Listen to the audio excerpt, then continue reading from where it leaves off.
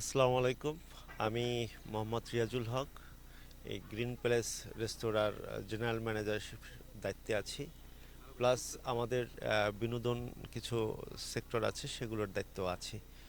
আমাদের এখানে যারা আসেন ভিজিটররা, তারা আমাদের এখানে রেস্তোরাঁয় বসেন এবং তারা যে খোলামেলা পরিবেশে কিছুক্ষণ থেকে খাওয়া দাওয়া করে তারা যায়, এবং আমি যতটা ফিডব্যাক তারা দিয়ে যায় সেগুলা আমি অবজার্ভ করি।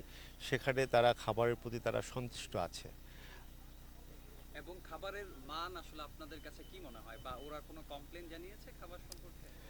আমাদের খাবারের মান, আমরা কোয়ালিটিটা ঠিক রাখার চেষ্টা করি। আমরা প্রতিদিনের বাজার প্রতিদিন করি, প্রতিদিনের খাবারটা প্রতিদিন সার্ভ করার পরে যে খাবারটা বেঁচে যায়, বিশেষ করে ভেজিটেবল টেবল, এগুলি সব আমরা ওয়েস্টেজ হিসাবে ফেলাই দিই। কোন ধরনের মানুষ এখানে বেশি আসে? এখানে আপনার বিত্তবান থেকে শুরু করে এখন নিম্ন মধ্যবিত্ত পর্যন্তই এখানে সবাই আসে, এবং আমাদের খাবারেরটা হাতের নাগালে আছে বিদায় সকল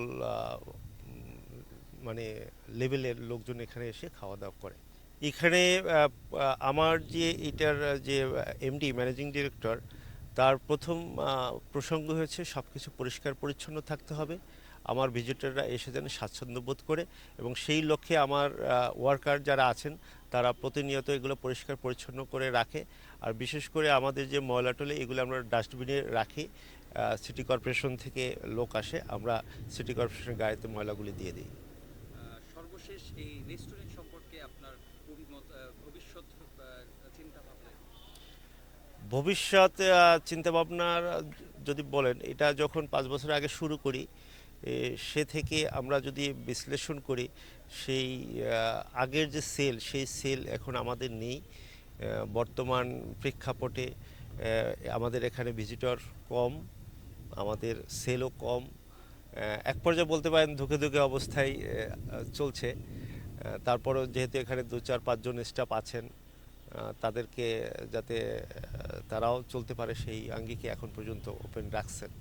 তারপরেও আমার মালিক চিন্তা ভাবনা করছেন যে এটা নিয়ে কি করা যায়। অ্যাকচুয়ালি তার এটা প্রতি মাসে তার লস হচ্ছে, কারণ আমার মালিক সে 100% সরকারি নিয়ম অনুযায়ী এখানে কর প্রদান করেই সে ব্যবসা বাণিজ্য করেন। সব কিছু মিলিয়ে জিলাইয়া সে প্রতি মাসে এটার থেকে কোনো মাসে লসে যায়, কোনো মাসে মার্জিনেবল অবস্থায় থাকে।